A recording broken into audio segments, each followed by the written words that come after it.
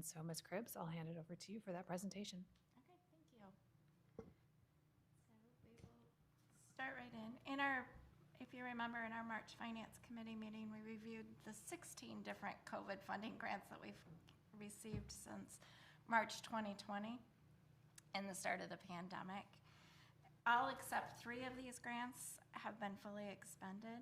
So we only currently have ESSER 2 and ESSER 3. And then this spring we received a new McKenna-Vento ARP homeless grant. So only those 3 are currently active.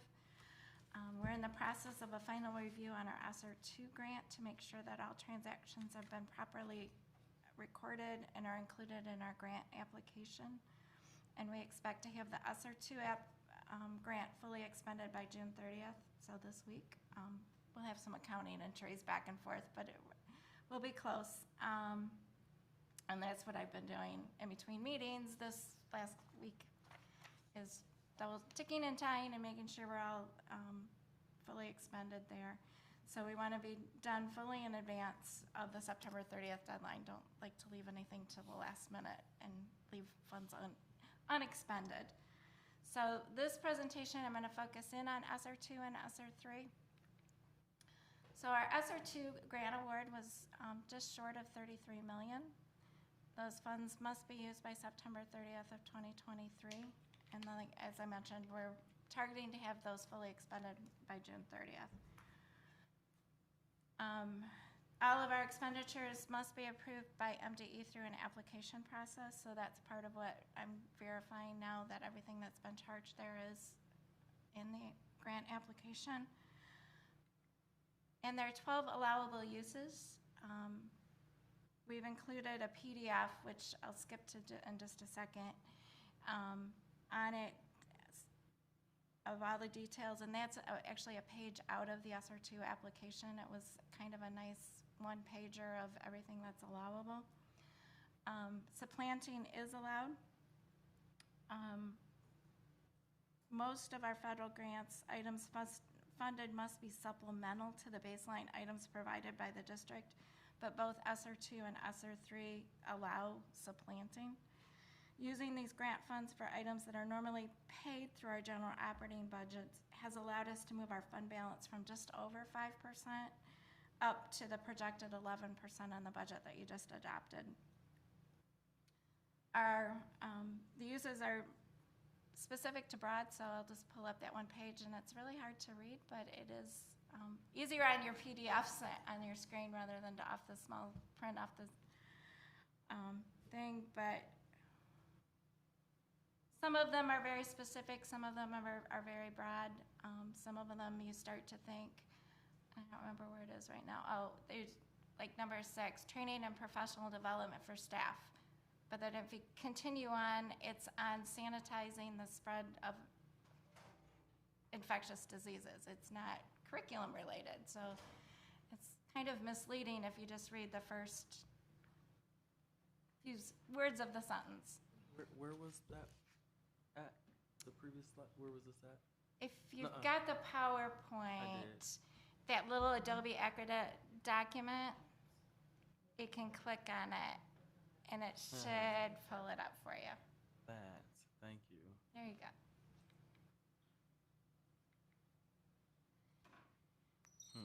So our expenditures include design services for a boiler HVAC project that we had at Campus Elementary. Early in the grant period, we were planning on using ESSER funds for several HVAC projects throughout the district. In those first few months, we started to receive information that led us to make a shift in our planning. We decided not to use ESSER funding for HVAC projects and use other sources of funding, primarily general operating funds and some remaining bond funds. So only a small amount of the initial design services for that first project were included in ESSER 2. And those were the first ones I think that we had going through, and that's like early 2020. So the audit had already been completed and all of that, so we couldn't move those expenses since it was in fiscal year 2020. We've used ESSER 2 for sanitation and PPE supplies. Technology has been a significant area of spending. We've purchased scholar and staff devices, technology supplies like power cords, headsets, and keyboards. It's wonderful when kids use them, but they lose the power cords. So it does sound, it's like, first I'm like, what do you mean? We have thousands of dollars in power cords, but we have a lot of equipment out there, and things get misplaced or broken. We have started updating our classroom technology systems throughout the district. Before the pandemic, most of our classroom technology systems were aging and frequently breaking down. So this ESSER funding has allowed us to update those systems. Summer school has been another key area. We've used it for the last several years on that. So before COVID, we offered summer school with a program funded out of Title I. With ESSER funding, we've been able to supplement that and increase it. And we're planning on funding summer school with ESSER dollars going forward too. ESSER 2, under the broad category of other activities necessary to maintain continuity of services and addressing learning loss. This has been where we're funding our curriculum software. We've had a number of Tier 1 plus some supplemental Tier 2 items that came in with ESSER.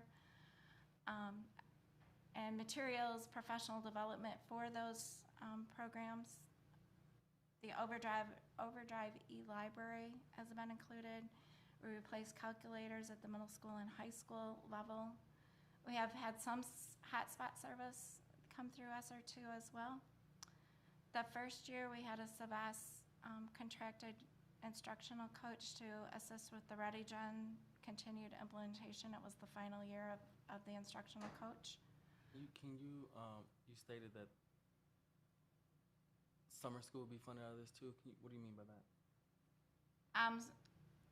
ESSER 2 is funded the prior 2 years of summer school. ESSER 3 this year and next year will fund summer school.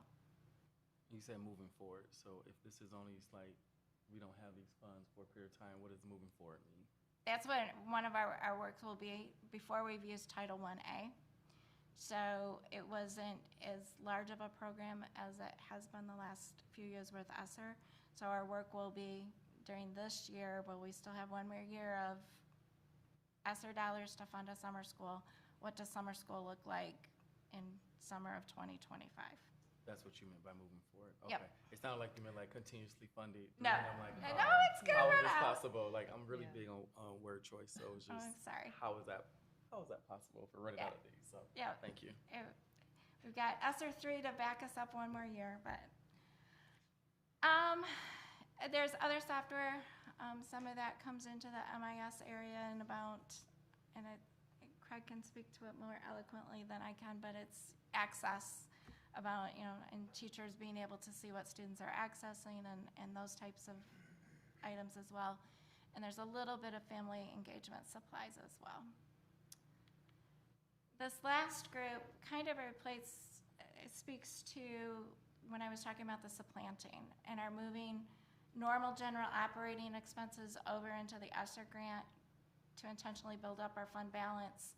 Number one, to get off the 5% edge, and number two, to be able to fund those things that we had originally planned out of the ESSER grants, like the capital projects type thing. So all of these types of expenses will be needing to come back into general operating once the ESSER grants are gone. Our ESSER 3 grant, again, we have a healthy amount there, $74 million almost. And these funds must be used by September 30th of 2024. And again, those expenditures must be approved by MD through the application process. So we're similar to what we're doing this year with ESSER 2. We're targeting to have most expenditures done by June 30th. The final expenditures for summer school will obviously fall over into July of next year, but we don't want to leave things out there just in case we run into supply chain problems or something else. want to have the plan to spend down as close as we can and make sure we fully expend these funds.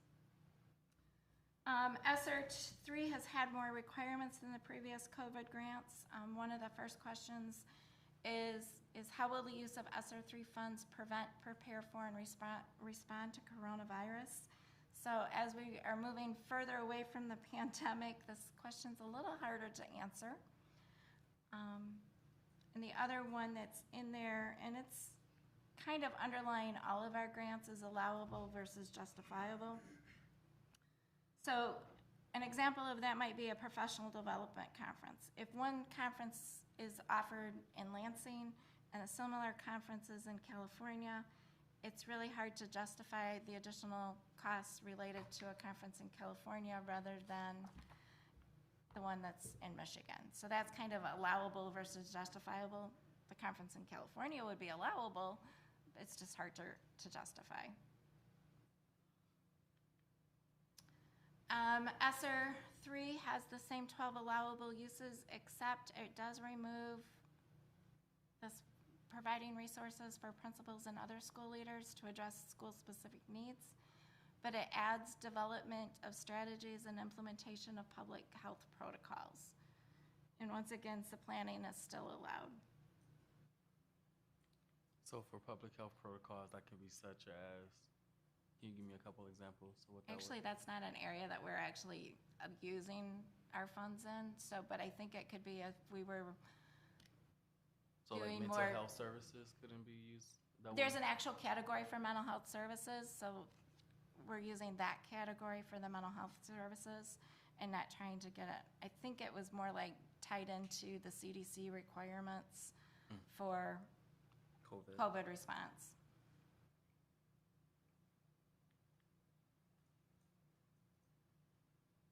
We've had sanitation and PPE supplies in the ESSER 3. Technology continues to be an important area of expenditures. Again, similar to ESSER 2, we've got the student and staff devices, the classroom technology systems. One of the things when we came back in person, we needed to update our storage and charging carts in the buildings. And here's where mental health supports are. So we've got contracted mental health clinicians, as well as we've added a mental health director and additional therapists. Prior to the pandemic, we had 3 mental health therapists for the districts. They were in 3 buildings, and it was funded by a state grant. So as we were seeking input of how to spend our ESSER funds, one of the areas of greatest needs was to increase the mental health supports. So we've added the our mental health director, and I believe 16 or 18 more and mental health therapists over the last year and a half. Speaking of the sustainability that we were, where is that going? Is our plan for that, and this is the one area where we've actually added staff but still wanted to maintain a sustainability plan. And right now, we're thinking our Section 31A funding will be our sustainability plan to keep these positions after the ESSER funding is gone. And to support new ones, or just to maintain the ones that are added? It depends on, Section 31A has been an area that the legislature has been increasing. So if we continue to see significant increases and that's still our greatest need, then I will, not looking into my crystal, what other needs may come up, but that would be an area that I would think we would continue to try to add as long as we've got sustainable funding. What is the title of Section 31A? What can that fund round up? It's at-risk funding. Okay, at risk. Yep. There were other mental health supports in the budget recommendations, weren't there? Trying to remember. I say we've got the contracted. Okay. I was just thinking this round there were additional funds. Doesn't matter. It's all right. We'll see. We do have another state grant for mental health. Yeah. Okay. And so that one we're still, that could be, Perhaps that's what as I'm the thinking. state's recognizing that as well, we may be adding some additional therapists through the state grant. Great. I tend to move a little cautiously, and when and those funds didn't really become available to us until March, so Yeah. I'm like, okay, well, show me that it's gonna be here before I hire people, because I don't like to hire people to have funding run out. So, again, we're planning for summer school for this year and next year out of our ESSER $3.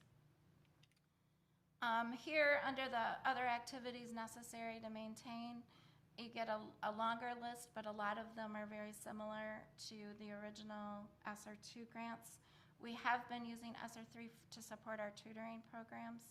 So whether that is from our staff providing after-school or before-school tutoring, our intercession breaks where we've done tutoring over Christmas break or spring break. The first summer, we also used tutor.com. We've now added Book Nook for this summer and next school year. So when it says tutoring, there's been many different forms of supplemental tutoring going forward. We're looking to add books and materials for building libraries. That one is a significant add, but one of those things where we're trying to leverage our ESSER one-time dollars for how will we look better when the ESSER funding is gone. And that's to, I don't want to say restock, but just make sure that things are current and there are an adequate number of materials available in our school libraries. The other one, we've had this Scholar Take-Home Book program that we've had with Barnes & Noble. Classroom and cafeteria furniture, that's another area that we're looking at. Some of our buildings that have undergone renovations in recent years have been able to get more updated furniture, but some of our buildings where we haven't had renovations recently, they have very outdated furniture, so looking to replace some classroom furniture. Also to buy some additional cafeteria furniture for the food service program. Band and musical instruments, that's another one where we're using one-time funds to make sure that our instruments, many of them before the pandemic, were aging. When we were taking them in to be repaired, they were saying, this really isn't worth repairing anymore. So using these ESSER funds, we've been replacing those very aged musical instruments, so we have more current instruments available for students. We've funded our enrichment trips and music festivals through ESSER 3. Also, those significant close-up trips to Washington, D.C. for the last 2 years, looking to fund that for one more year through ESSER 3. So those are the before you move on from this page, so with the curriculum tutoring, and I'm just pulling out the 4 that you mentioned earlier, so curriculum tutoring, books and materials, and scholars take-home program, to name a few. What is the section 31A also going to support for sustainability for these programs that seem to be needed? Or what is the plan? We're not, we'll have to go back to our old, but that's where hopefully the books and materials that we're putting into libraries or the musical instruments will be able to last, and we'll get down to a more sustainable level of replacement for those rather than a constant. The tutoring sustainability will be through 31A. Other materials, classroom furniture, it's one of those where we're going to have to look at other funding sources, and I don't know what those will be at this point. So if we get a bond and we're renovating a building, we can buy furniture through a bond. Otherwise, it has to come out of general operating. So then we're gonna have to prioritize, do you want this or do you want that with our limited funds? But we also will have our fund balance at a really healthy level for emergency. That's what I was gonna say. So that's my hope, is that we're closer to the board's 10% fund balance, so we can ease into some of this. But we also have all of those things that we're supplanting that will come back into general operating. So it's going to be a balancing act of what this looks like. But the last few years where we've had the 30-some million out of ESSER two and the 74 million out of ESSER three, that's not gonna be 100% sustainable going forward. Those are one-time funds. Yeah, just 'cause it's concerning, for multiple reasons. One, it's concerning because it almost feels like the bait and switch, right? Like we have opportunities to provide our scholars with things that necessarily can be sustained. And so it's almost like the packaging that is beautiful and then, I'm sorry, it's just wrapped, like it concerns me.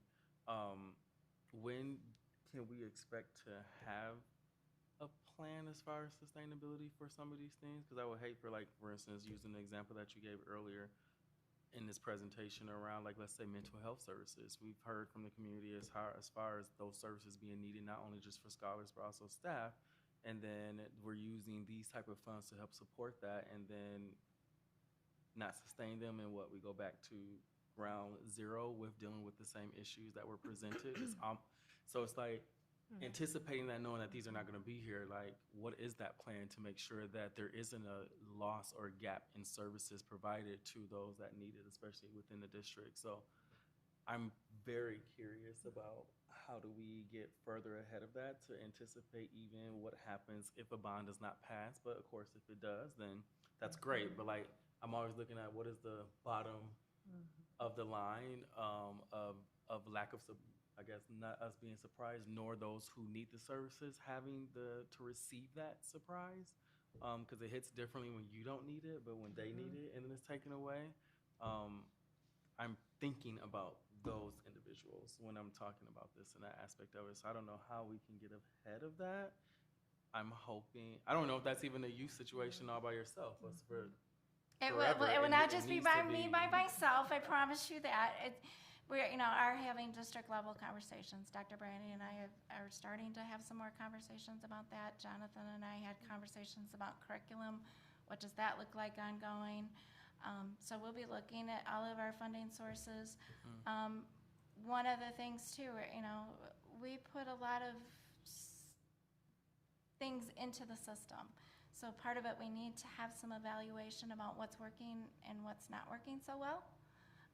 There might be some of these things that we put into the system that aren't working so well. So they'll be easier to say, oh, you know what, we're gonna let that go so we can focus on some other things. So that will be a lot of ongoing conversation in this next year of what that looks like. But the mental health supports, that's one we've been very intentional about building a plan that we would be able to sustain.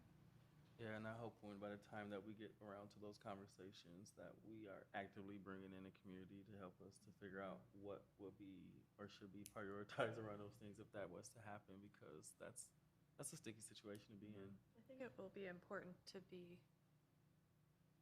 for those conversations to be data-driven. Correct. What's the data showing is successful, not just the opinion of Correct. people. I also feel like we have so many factors at play. We have the bond, we have facilities master plan. I mean, so many things are going to happen in the next year that it's going to just look completely different. So it has potential to look completely different. Yep. Has to. Okay. And then the last one, again, we've got some more items here that we're using to supplant, to be able to fund some of those capital projects that we were not able to do originally. Some of those things were the athletics. There was a significant portion of ESSER plans in there. Playgrounds and the HVAC projects. In addition, we've had new capital projects like the Ottawa Hills Pool and the Union Auditorium come up. So those are what we're using these supplanted general operating dollars to be able to fund those capital projects that can't wait for us to pass a bond to be able to. We need to make the Ottawa Pool usable. I can't wait and see if we have bond money later. That's all I have on the ESSER presentation.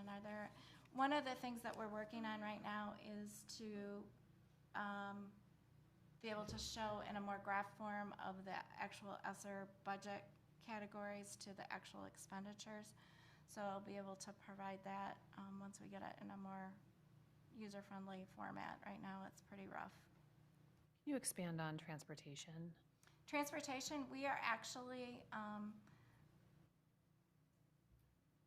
some of it's summer school transportation, some of it's field trips, but we're actually also charging some of our monthly dean transportation invoices over into ESSER. So Okay, part of so it's funded supplanting. in Mhm. general operating, but a portion is funded out of ESSER. Okay, so supplanting so that we can continue to build up the fund balance so that when ESSER goes away, we have funds to sustain various programs. Mhm. And to fund those capital projects. Thank you.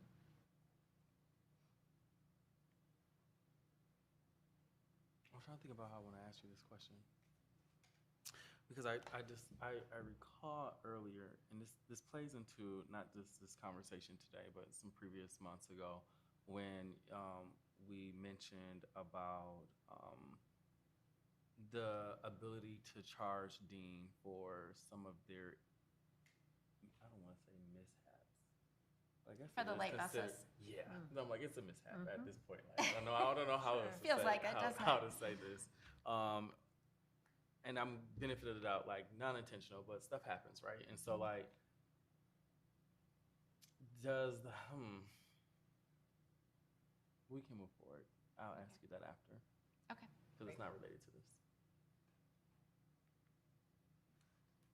So the next item on our agenda, if we're ready, is our purchasing agenda. So I'm just going to kind of walk through this. At least this one is more manageable than our last one that we saw that was really long. Extensive. Yes. So the first item there is the WMCAT, so the West Michigan Center of Arts and Technology. This is a program that we have done for a number of years. And this is actually for our 22-23 year. They bill us by the number of students that participate. And typically we get those invoices each semester, but this year, I'm not sure why, but we just got the one invoice at the end of the year. The next item down, last purchasing agenda you had, we were buying equipment for the Union High School auditorium. Now we are adding in the services for the lighting upgrade in there. The same company is going to do the work that is providing the equipment. Under support services, we have our Synergy Student Information Systems. That's our annual maintenance agreement for that. We have our athletic insurance for the 23-24 school year for First Agency.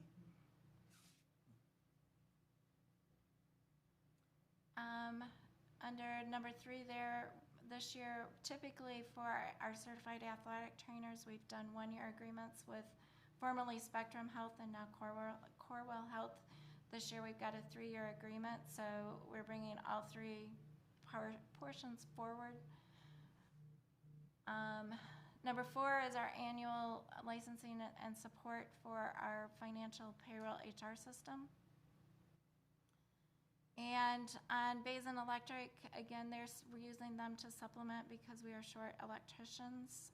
So even though we brought forth a modification, we need one more modification to get us through for this year. Under special funds, attendance work is a program that we started with our ESSER 2 funding. So looking to use ESSER 3 funding for 1 more year on the attendance works program. A large upgrade for the AV systems out of ESSER 3. Again, Moss is working on our classroom tech systems. And with that being a multi-year project, we have kind of broken it into pieces to bring it forward. And needing to replace some additional technology devices for our scholars. Panorama is under support services, a program that we funded out of Title I-A for a few years, so an annual license on that. And Cherry Street Health is another program that we've had. This one is a little bit complicated due to fiscal years and timing. So as we were trying to balance everything out, realized that we had miscalculated on what the amount that needs to be in this fiscal year for this blanket. So need to adjust that. Questions for you. Okay? I'll start from the top of this. Right. When it, with the, where did I see this at?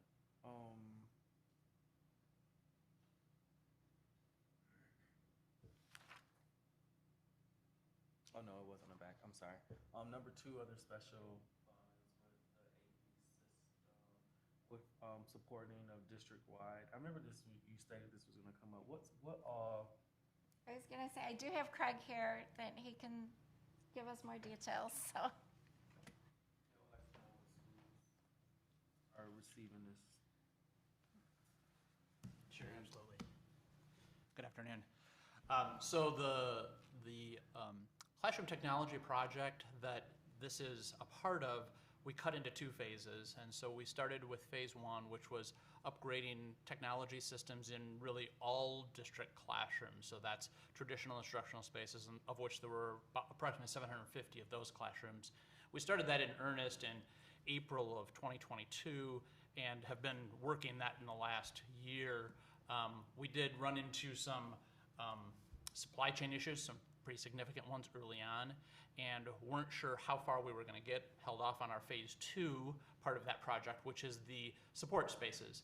So although the instructional traditional classrooms were done in phase 1, are still being done in phase 1, we didn't pick up places like gymnasiums and auditoriums and cafeteria spaces and cafetoriums and all of those additional support spaces. So phase 2 really is that, and it reaches all buildings just like phase 1 does for traditional instructional programs, phase 2 does for those support spaces. So it's all of the school districts that are operating, or there's certain ones? It's buildings. all operating schools. So if you can indulge me a little bit, so last week, and this could have been last week, the week before, when you prep came up with these AV, what is the difference between that request that came through versus this one? So the request for UPrep was about the paging and intercom system. So the classroom technology system is more for, we often call it teacher technology because it's the type of things that's at the front of the classroom. So it's AV systems, projection systems, wireless projection, things of that nature, document cameras for teachers to be able to make presentations in front of a group of students. The paging and intercom system at UPrep is, we think of it as more administrative. It's that, calling students down to the main office and making daily announcements. It's those systems that are more infrastructure to the building and less traditional AV components. So in addition to that, they also, I'm utilizing UPrep as an example, Sure. will be getting additional support from this one as well. Correct, yeah. Okay. And I don't know if the other one questions pertain to you, but please feel Okay. free to stay. I can stay or go, whichever. Don't know.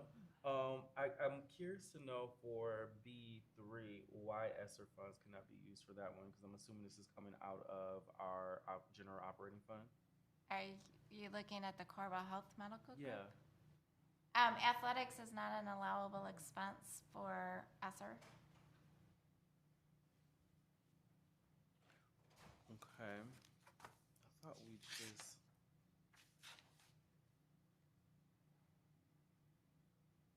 And this is historically an expense that goes through our athletic fund budget. Okay. We had hoped that athletics would be allowable, right? But found through an application that was denied, is that right? We didn't get to denial, but it was those first few months after we'd done our brainstorming of how we were going to plan to spend ESSER 2 and 3. We started to get more guidance from the state and federal government, and then they started to say no athletics. So nothing to do with athletics, because I thought we approved earlier with the union scoreboard that was at their field as well, that came through ESSER. It's No, not through ESSER. General fund. That was through general fund as well. Mm-hmm. Okay. Kind of our ESSER swap money. Yep. Not a good term, but No, I get it. sometimes I have to keep it in my head that way. It makes sense a little bit better, because the switcher, I guess, but the switch up would Yeah. probably be the best term. When they allow supplanting and there's other projects we need to Yes. do, we're Yes. Could you just give me a little bit of detail in regards to the general fund, number 2, the Union High Auditorium, is that, so the first amount was for materials, correct? And then the amount we're asking for today is for people to install them? Is that, Is that Yeah, and I can let Alex expand on that, but is it- that, yes. were we kind of planning on the bigger amount to start out and it just has to be asked in 2 parts? Or is this like a surprise that it, It's not, I don't. I bring my experts with Yes. me. That's wise. We're a team. Yes. It's good to see all of you. Good to see you you too. too? No, the reason why we brought the equipment first because we needed extra time to be able to buy the equipment and get it delivered. Okay, So that's why we split it that way. okay, And then it allowed us a little bit more time then to be able to get bids for the installation, which by the way, we had to extend because we didn't have companies giving us prices. okay. So that forced us to split it and then bring it into separate. So we knew ahead of time we were going to need people to install this equipment? Yes. Okay, Yes. thank you. My only last 2 is other 3 and then A3, excuse me. Other A3 and then other B1. And I'll start with A3. I would say that's The- Craig again, so. Craig, you're back up. That is a you, Craig. Because I remember I asked you about this last time in regards to like, we keep getting the same, and this language now looks very familiar from something else in regards to the still 2nd through 12th grade for equipment use that we've previously, again, have come before us about 3 or 4 times already. So I guess I'm confused as to why this keeps coming back if we keep already approving the purchases of equipment, especially when it came through Dell and Apple. Yeah, so you're referring to A3 on this agenda. So there have been several requests. So the course of ESSER, we had identified that we would want to provide for additional devices, more devices than we had in stock, plus replace aging devices. So even as we came out of COVID, there were aging devices that needed replacement. But we knew that it wouldn't make sense for us to do that all at once. And so we've kind of phased that in as we've gone through the last 2 years. And so each time we get to a stage where it makes sense for us to make another purchase, then we bring that purchase to you for approval. And then that's part of the bigger picture, which is by the time we're done here, we will have replaced and hopefully upgraded all of the devices that are in our stock. So we no longer have any devices that are, our hope was at the end of ESSER, we'd be as close to the bleeding edge as possible so that we'd be able to last as long as we could, knowing that we would have to find additional funding for future replacements. So this is just another portion of it's another phasing of that replacement. So we didn't go out the first year and just replace everything. How many more of these will come forward? Because this seems like this Doesn't is stop. Yeah, no, not well, only is it Yeah. stopping, but it's been a continuation of what's been coming forward. So now, Sure. to me, it's aiding into the confusion of what we're actually approving. so we had budgeted for, this is very close to the last approval for what is essentially Chromebooks. The Dell Presidio purchases that our student purchases are generally Chromebooks. So this is the last of that funding that we had budgeted for. We're still assessing where we stand in terms of, okay, so what does the overall technology budget for ESSER look like? Because it looked different, 3 years ago than it does today. And also, we're also evaluating what our loss and breakage rates are, which we knew were going to be high as we started doing one-to-one, but continue to be high. And that could impact a future ask to help shore up what we may not have anticipated was as high as possible. So in terms of that initial budget, this is the end of that, but I think that there's an opportunity before we're done with this year's ESSER where we may have to adjust our thinking there. We were not a 1-to-1 ratio district prior to ESSER funding, correct? So I get myself in trouble when I say we weren't a one. Yes. So we actually had enough devices for every student prior to going into COVID. However, we were not a one-to-one where they were assigned to students and going home with students, so they stayed at school. Yeah, okay. As of coming back from COVID, we're a one-to-one in a more traditional, what people think of as one-to-one, where students have a device that they take to and from school every day, and that is their assigned device. And that's really where, we've seen the loss and breakage. Yeah, makes So sense. does this include I'm gonna use just a brand, OtterBox equipment that protects the equipment? So what is this also including the protection of that equipment, or is this I'm trying to make sure we're being good stewards of our funds, right? And so it doesn't make sense to continue to replace something we're not also doing equipment that's gonna protect the assets that we're purchasing. And so that's just a pot with a hole at the bottom of it, and that makes no sense. And so I have multiple questions about it because it keeps coming up, and I'm like, why do we keep purchasing more and more of these at a for me, an alarming rate? And it seems to not stop. Yeah. And so I'm wondering, like, what protective equipment is also being accompanied with this so we can prevent this breakage? Yeah, so obviously we share those concerns as well. As we did the design for what equipment we purchased, it included, iPads are a perfect example. iPads are an easy drop break, now it's gone device. So we included protective devices with those. We included AppleCare warranties on those. Dell devices are similar where, we looked at Chromebooks and Chromeboxes and opted for devices. These Dell devices are much hardier than some of their less expensive competitors. We also provide for additional warranty for them so that when we do have breakage on them and we do get them back in, with broken screens and we can get those things repaired without having to come back and say, okay, let's just replace that device. We have had loss, no question about that. We have had breakage that goes above and beyond what even these warranties will cover, but we're trying to make the best of our dollars by saying, okay, we are going to buy a Chromebook, and it's not going to be hey, we drop it once, and now we've got to replace that Chromebook. And so that's what that picture looks like. So thank you. So I'm going to pause you real quick to ask you a question. So us approving any of this now means that this would go towards the bigger board as a collective for us to move Correct. forward, correct? That's right. Okay, so what I'm going to be doing, so everyone is aware, is I definitely want to see some information, some data. So I'm going to be reading up to Dr. Roby, and she probably requested from you since we are not allowed to instruct. I would like to have information about where some of these purchases have gone to, what schools, and those replacements, because again, to me, this is like the third largest amount of money that has come towards this, and I would like to at least be able to see some things where I Okay. can match them up. So you're asking where devices are deployed, which Correct. schools? Okay, Like, in what schools, what quadrants, whatever the case, however we want to Sure. divide that and see what's going, where's the need? Because this is, Quantity and yeah, this is a lot. Like, this is a huge chunk. And Mhm. quite frankly, this has like been the fourth time this has come forward with something that's been over an ask of $300,000 plus for some equipment that seems to be like, okay, when is this stopping? Or what is there something else that we're not seeing? And so, yeah, I just have some, okay, not saying it's a no. I want to be clear about that. Sure. But I definitely want to, just curious about it. because that's going to help inform. And then when we get to that point of next week, then that's when I'll be able to make additional comments for the whole. I'm not going to stop the progress moving forward.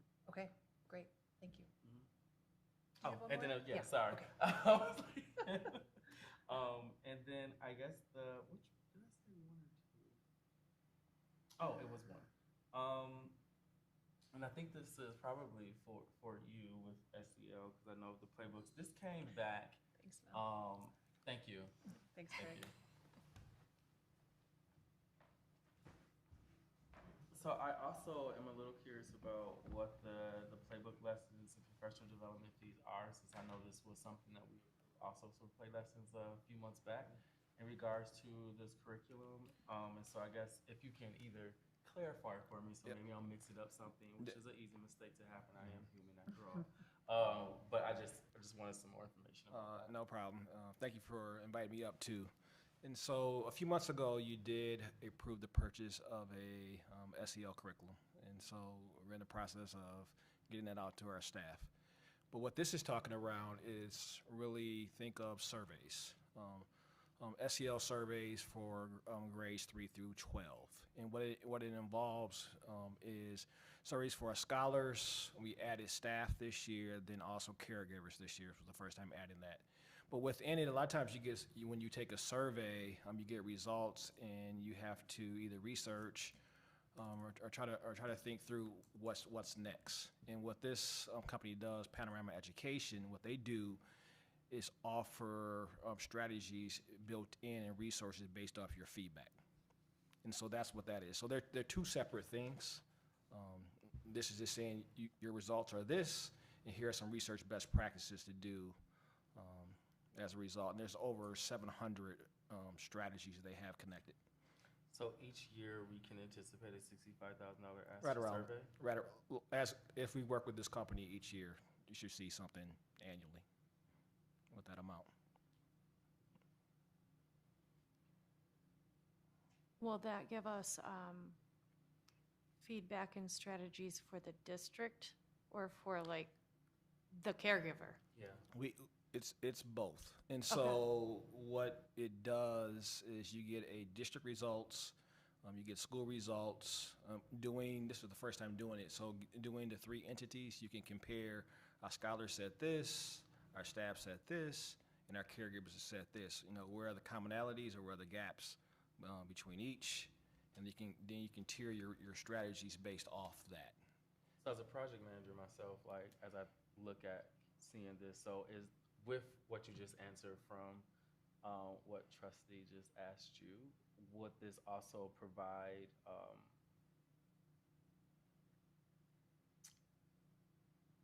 I'm gonna say a driving point guideline, almost GPS to like how to correct said issue that arises from the survey that's been provided? Like, is it also giving instructional ways of saying this came up in this, and this is what we suggest you to do to address this? Or is this just like, hey, here's your feedback and do it as you want? Well, the playbook is somewhat what you're referring to, I would say. I don't know if it's, if I would describe it as just that, but it does give, I would say, strategies on what to do. You think about it, one of the areas is, for example, sense of belonging. And so if our scholars are saying they have a low sense of belonging, or the climate or culture is low, like, where do I start? What do I do? Is giving you strategies on what to do with it. And it's not to be every strategy that you read is going to be relevant for your building, but hopefully it's something there to get the conversation started. So it gives it to you being the head of this department. So I'm going to ask you this with intentionality. So it gives it to you, or does it give it to the teachers that are implementing this, and you all come up with strategy? To the teachers. Directly to the teachers. Directly to the teachers. And it's their choice to implement the changes? And so it's at the building level, it's their choice to say this is a relevant strategy or not, but it's our job to put systems in place so they have these conversations. They may say, the strategies in Panorama do not meet our needs, but what about these over here? And so what we're doing is trying to put the systems in place that you know what the data says. We've been talking, even on June 21st, we had a leadership retreat with our IoT teams. They talked around the use of either the instructional leadership teams or any other team of how to use data, analyze it, and next steps. And so this is kind of one of the tools that can support it. It's a supporting tool, I would say. And just to reemphasize, this is your first year utilizing this aspect of it. No, this is the first year utilizing staff and caregiver surveys. We completed district-wide the year before scholar surveys. We piloted a couple years before then, but then the pandemic hit, so we stopped. But this was the second year of implementing district-wide for scholars, and then the first year for staff and caregivers. Second year for scholars, first year for staff and Yep. caregivers. Okay. Yep, You district-wide. confused me a little bit, so I was Yeah, trying to track you. I almost confused myself. Okay.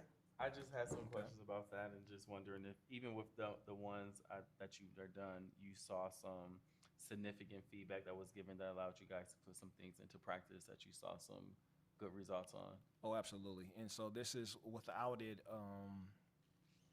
it would be tough to make some, I think, some informed decisions, at the district and building level. Okay, thank you. Appreciate it. Okay, anything further before we move forward to a motion?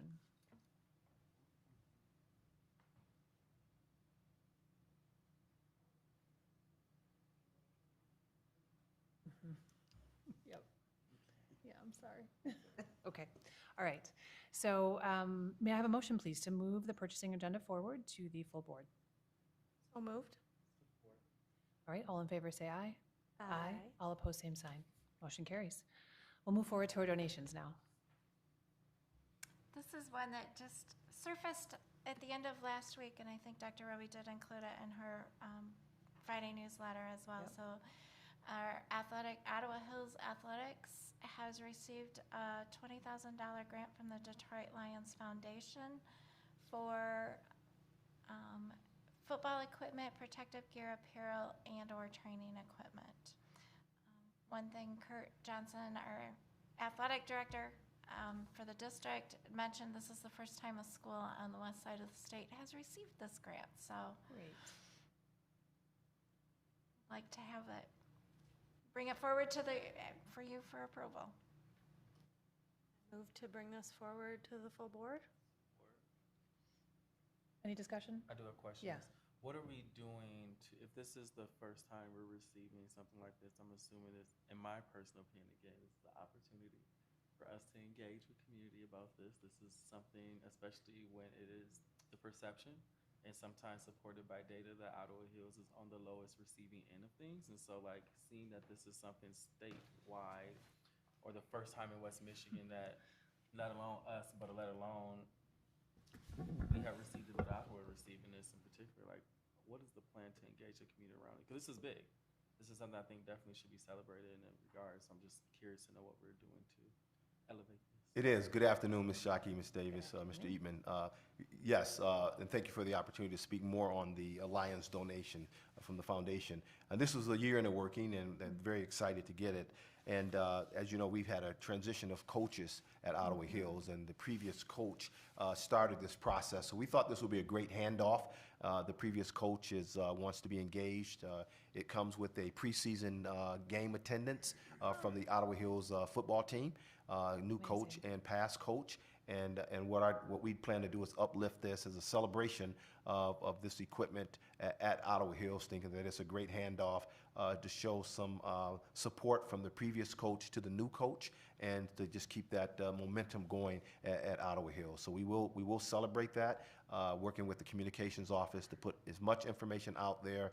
The trip to Detroit, that the Lions Foundation is picking up the cost of the trip to Detroit to attend the preseason game as well. That's cool. This talks about support for the district too, right? And Yes. so when we're talking about right now with Reimagine With Us, this is part of that, in my personal opinion, the reimagining part of the with us part, that the community should be involved with us in celebrating this. So I am hoping that somehow this has made a splash intentionally on the first page, somehow making a splash about that equipment and investment in our scholars to have some equipment that, if the same equipment is there when I was there as a freshman, I am slightly concerned, and this is a huge win, knowing what that equipment looked like. So I am hoping that that is something that is not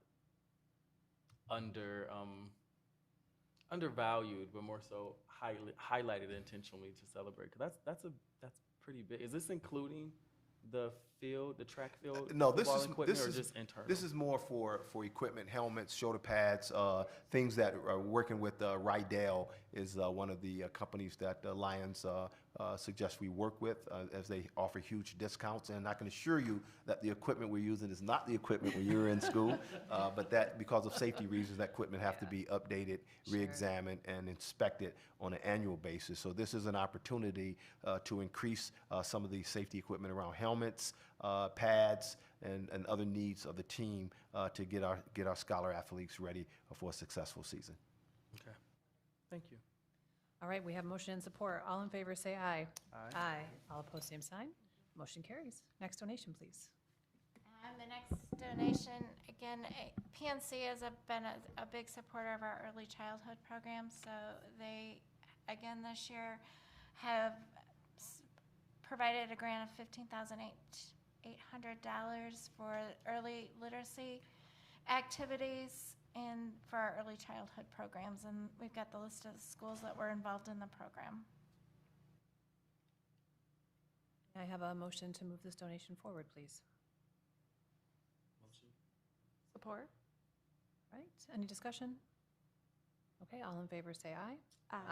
All opposed, same sign. Motion carries. Final donation.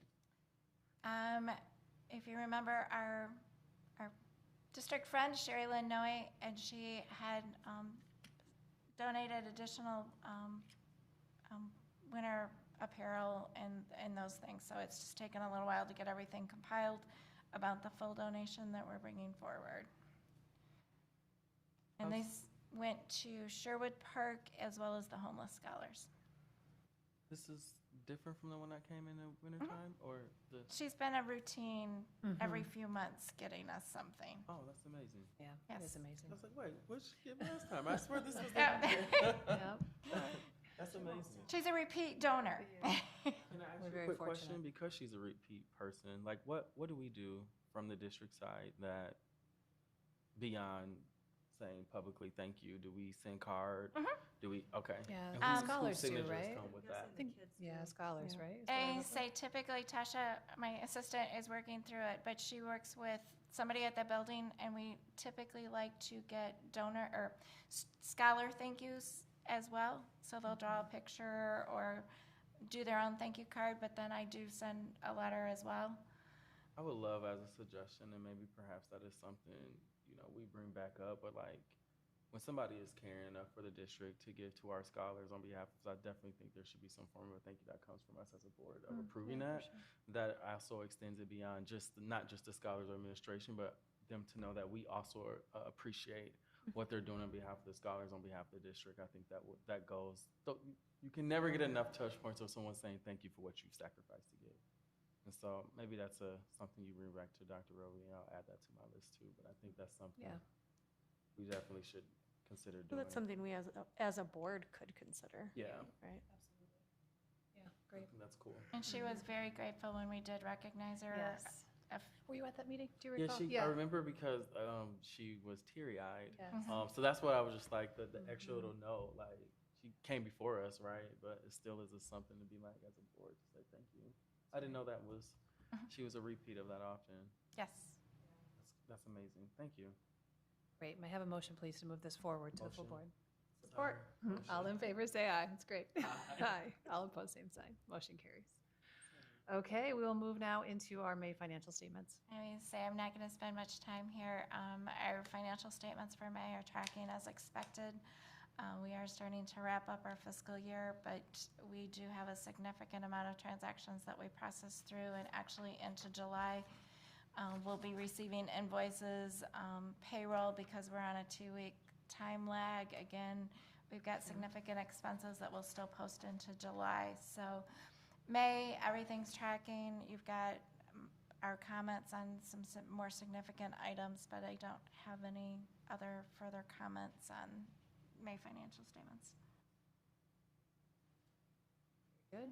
We can move forward to our bond construction update. Welcome back, Mr. Smart. Yes. Hello again. So our projects are moving along. During spring break, we moved on into phase number 5 of the work at Innovation Central, and that work is expected to be ready for scholars on August 22 when they come back. I mean, it'll be ready before that. It'll be Really waiting ready, for the yes. kids, for our students. Phase 6, which is our last phase, started last week, and that one is going to continue on until January, where we will get occupancy for that space. And that will be wrapping up the Innovation Central work. That also, during this time frame, we are working on the auditorium north wall. We are starting demolition work next week. Actually, it's July 10th. we'll start doing the demolition work. Mr. Iman, I have not forgotten your suggestion about the bricks. So Appreciate that. I keep reminding the team to do what we can to save a number of them for us to be able to have them available.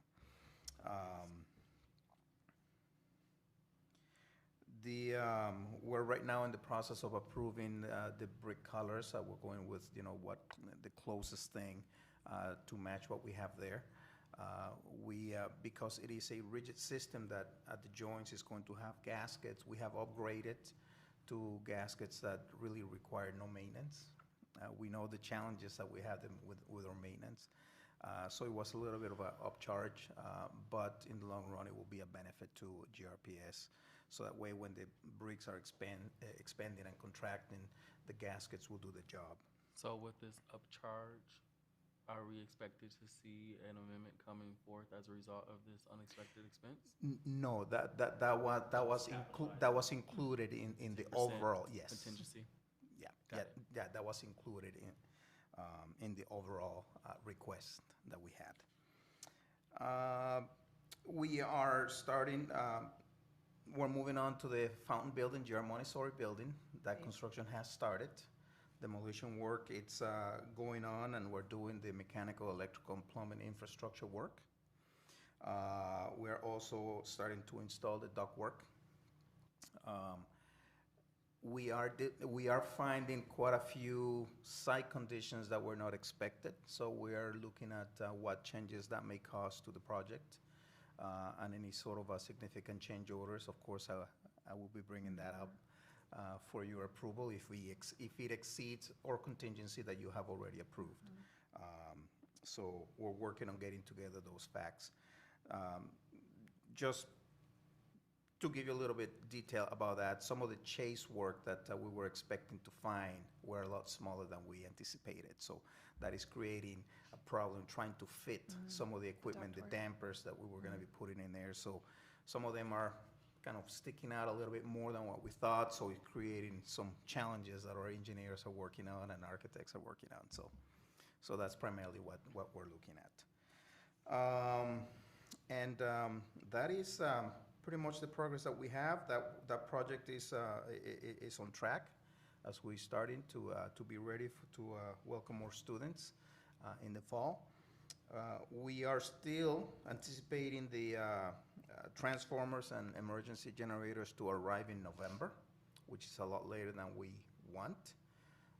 But we will have power. We're just going to have to do the switch over, most likely over a weekend, so that way it does not disrupt any of our school activities.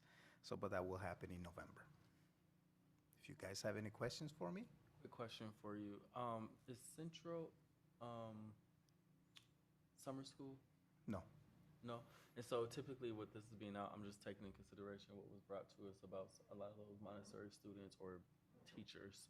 Also was indicating about the construction noise and dust and other things of that nature. So I'm assuming a lot of this work is, I don't want to say sped up. That sounds Summer? weird. Yeah.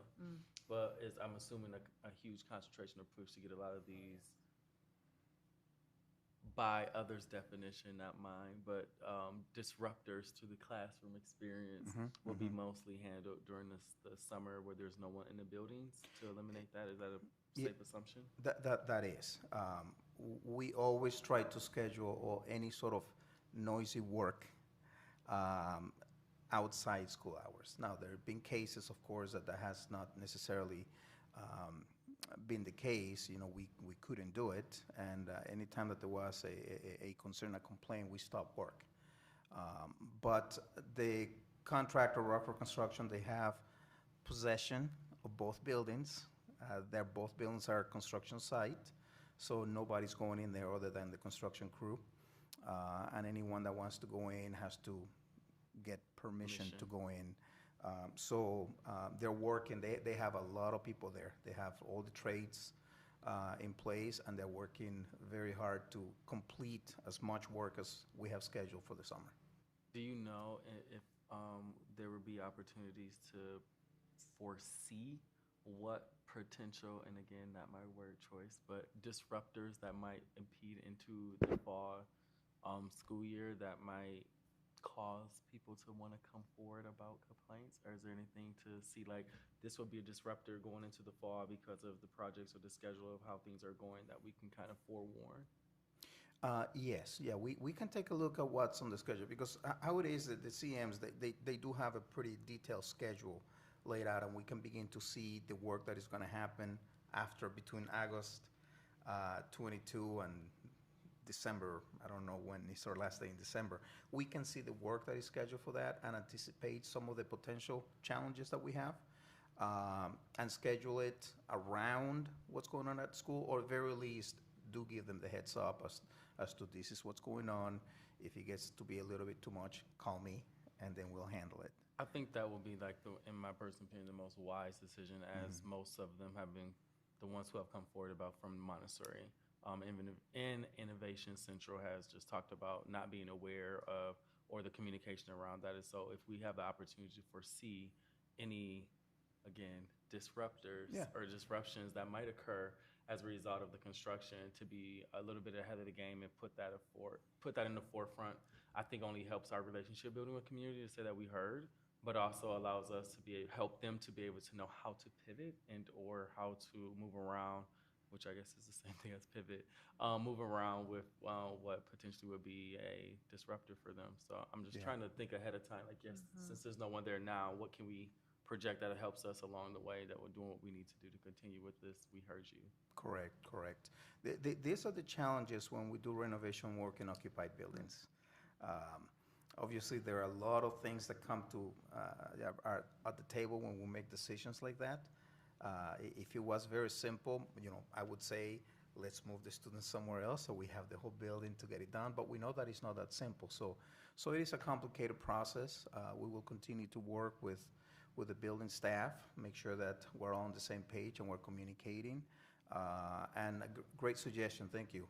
We will take a look at that schedule and identify those potential challenges and noise-making activities, and address it at the time. Let people know this is what's going to happen during that time.